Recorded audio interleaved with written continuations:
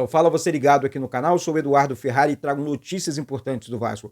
Antes eu peço a sua inscrição, aqui embaixo tem um botão vermelho, inscrito, inscreva-se, deixa o like também no vídeo, que é sempre muito importante, beleza? Antes de falar do Vasco, eu quero falar da Betfair. Betfair que é parceira aqui do canal Vasco Connection e também patrocinadora oficial do nosso gigante da colina, o nosso Vasco. Então, tem um link fixado aqui embaixo no primeiro comentário desse vídeo da Betfair, um link sensacional que te dá uma super promoção, um super bônus de até R$ 600. Então, vá lá na Betfair, aqui pelo canal, link fixado aqui embaixo no primeiro comentário, faça a sua inscrição e no momento do seu primeiro depósito, pode ser o mínimo ali, 10, 15 reais, você vai estar recebendo um bônus de até R$ 600. Lembrando também que ajudando a Betfair, você vai estar ajudando o Vasco e o canal Vasco Connection. Repetindo, link fixado aqui embaixo no primeiro comentário desse vídeo. Corre, que é por tempo limitado essa super promoção. Beleza, minha gente? Aqui, vamos falar de Vasco, agora vamos entrar no assunto Vasco, porque ontem foi um dia pesado. Pesado por conta da arbitragem. Pesado por conta da falta de respeito da comissão de arbitragem, de algumas pessoas também, que sem critério algum tentaram comentar sobre futebol após um pós-jogo entre Grêmio e Vasco na Arena Condá. Na minha opinião, um polo aquático, sem futebol, sem comentários, sem historinhas, sem mais, tá? E acho até que o vascaíno e também, principalmente a diretoria, que é quem está presente na CBF, nas reuniões e tudo mais, Pedrinho, porque o Clube de Regatas Vasco da Gama é sempre muito prejudicado, por todos os lados.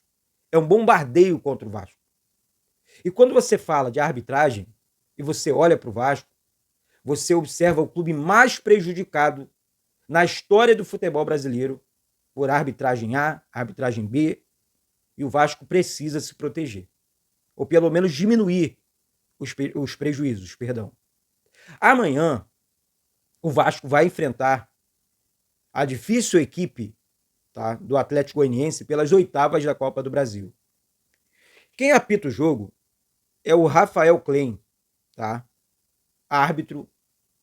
Característica desse árbitro é um árbitro que deixa correr mais o jogo, tá?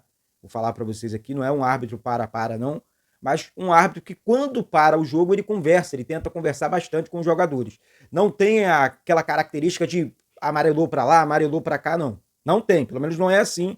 Eu estou fazendo aqui uma análise em cima dos árbitros que eu acompanho para passar para vocês mais ou menos aqui o estilo dos árbitros que vão apitar jogos do Vasco. Vou fazer isso mais vezes, tá? Então, o Rafael Klein é um árbitro que tem essa característica. Não para muito o jogo, não, mas quando para é uma resenha, troca uma ideia.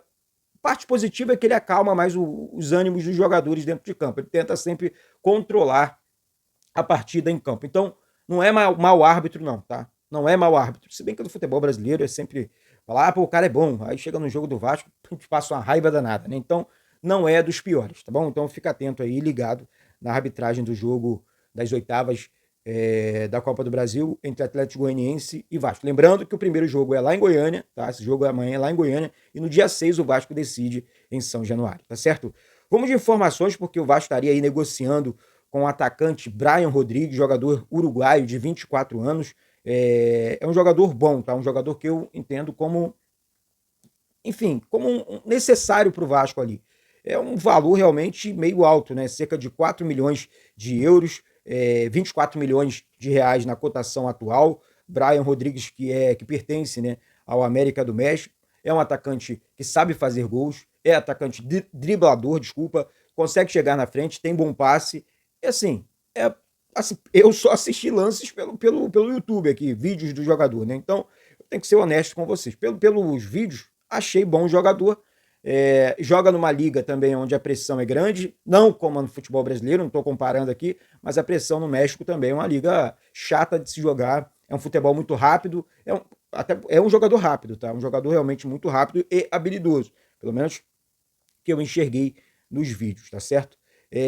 Sobre outro jogador, Eduardo, e a situação no Michael? A informação que eu tive ontem é que o Michael está muito próximo de assinar a rescisão dele com o Al Hilal, ou seja, mais um jogador que vai ficar livre no mercado. Sabemos da dificuldade da negociação, é um jogador caro, não é um jogador barato, mas o Vasco está no mercado. O Vasco está buscando um jogador desse naipe, um jogador que chega realmente para ajudar, com status de titular. Status porque ninguém vai chegar no Vasco nesse momento, pegar a camisa e entrar no campo como titular. Isso não. Então, vamos ficar atentos, vamos ficar ligados, porque o Vasco está tentando aí algumas negociações e tem que fazer, né? Tem que negociar e tem que trazer jogadores, reforços ainda para essa temporada, tá certo?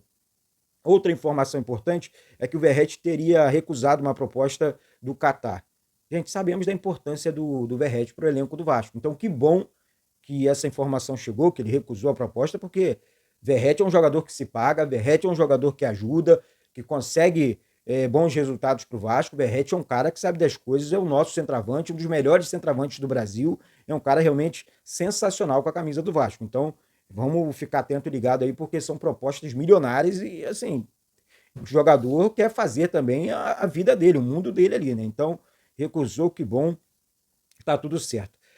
Além do jogo do Vasco amanhã com o Atlético Goianiense, final de semana o Vasco vai enfrentar a equipe do Red Bull Bragantino. Ó, e a torcida do Vasco já esgotou os ingressos para esse jogo, tá? Mais de 20 mil ingressos vendidos. Jogo contra o Red Bull Bragantino. Para esse jogo, o Vasco não vai contar com 2 jogadores do time titular. Matheus Carvalho, que recebeu o terceiro cartão amarelo contra o Grêmio, e David também fora, então desfalques certos para esse jogo do Vasco com o Red Bull Bragantino, sábado em São Januário, com transmissão aqui no canal também, tá? Então, confirma aqui embaixo a tua inscrição e deixa o like também, você que vai acompanhar o jogo aqui pelo canal. O Vasco vai contar também com um retorno importante, com um reforço importante, né? O Adson que vem realmente entregando muito com a camisa do Vasco, fez falta no jogo contra o Grêmio, mas foi bom o técnico Rafael Paiva ter poupado o Adson daquela miséria daquele gramado ruim, né? Realmente, eu não vou criticar o gramado, né? Porque ali foi a questão da forte chuva em Santa Catarina e tudo mais, beleza, tudo certo. Porém, né, quando os jogadores começam a correr, se movimentar dentro de campo, a lama começa a subir, e aí é que vem o poder da decisão. Vocês repararam, até então o Adson é reforço, tá? Vocês repararam, só mudando de assunto aqui, como que a CBF diminui o produto dela? Ela sozinha, não precisa ninguém fazer isso por ela, não. Ela sozinha, a CBF deixou o jogo acontecer, deixou a bola rolar. Ninguém, não tem condições de jogar a bola num local desse, num gramado desses. Então, a CBF foi a responsável, a irresponsável porque deixou o jogo acontecer. E, assim, gente, é realmente uma situação lamentável, tá? Ouvindo, não, estava ruim pro Vasco, mas estava ruim pro Grêmio também. Claro que não. Vamos parar de inventar narrativas. Estava ruim pros dois lados, estava. Agora, desde o momento que você tem jogadores técnicos como Payet e Coutinho em campo, você sabe que o craque decide o jogo e o risco de lesão é muito maior, você aumenta o grau do risco de lesão. Claro que eu estava torcendo aqui, tira o Payet, tira o Coutinho de campo. Claro que eu estava torcendo. Eu quero os caras para a temporada inteira, não é só para esse jogo com o Grêmio, não. Com todo respeito ao Grêmio. Parece que tudo se resumiu o jogo contra o Grêmio. Pessoas analisando o exemplo, o Emerson Rodrigues, num gramado ridículo daquele. Como é que você vai analisar o futebol do cara? Pera lá. Vamos ter mais consciência e mais respeito pelo ser humano. Que é o que aconteceu anteontem, em Chapecó foi coisa desumana com os seres humanos. Porque o cara que... É a mesma coisa, que você do outro lado tem sua profissão, tem seu trabalho e de repente o teu chefe te pega, coloca para você trabalhar debaixo de uma tempestade, e aí, o que você vai fazer? Primeiro que você vai tomar a decisão, não vou trabalhar debaixo de uma tempestade dessa. Não vou trabalhar dentro de lama. Não sou nem um porco.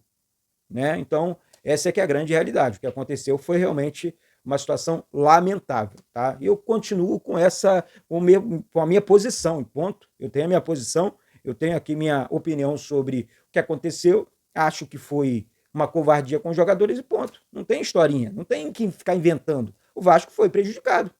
Eu tenho que falar pelo meu clube, pelo nosso Vasco. O gremista que fale por ele. Agora eu falo pelo nosso. Isso aqui é canal de Vasco, canal de vascaíno. Então não quero falar no canal Vasco Connection. Então vamos falar como vascaíno, vamos deixar a opinião como vascaíno. O Vasco for prejudicado, vamos reclamar, vamos levantar essa bola aqui. O Vasco sempre é prejudicado por arbitragem e por decisões ridículas da CBF. Essa é que é a grande realidade. Então é isso, minha gente. Daqui a pouco eu volto com essas e outras informações do Vasco. Hoje é dia de live aqui no canal, então fica atento. Um beijo no coração de todos vocês e saudações vascaínas.